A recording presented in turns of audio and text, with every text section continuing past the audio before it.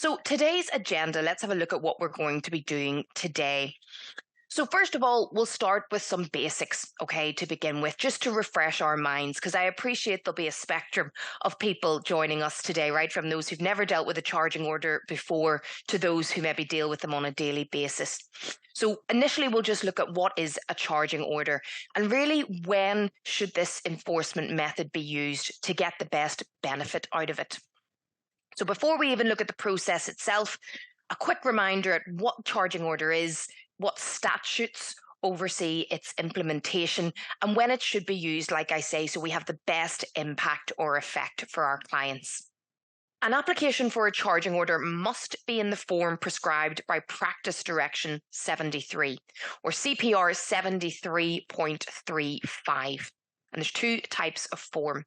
You have your N379 if the application relates to land, or your Form N380 if the application relates to securities, any of those other things that we mentioned that are listed in Section 2 of the Act.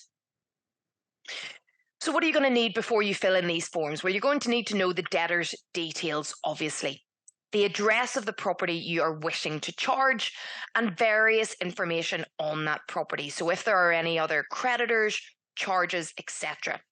But if you followed those three key steps we mentioned earlier, you've carried out your due diligence, you should have all this information in front of you.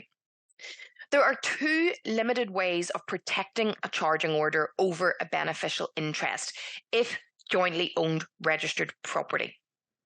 First of all, you can apply for a Form A restriction.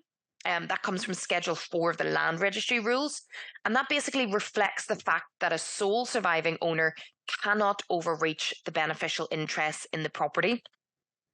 Or you can apply for a Form K restriction.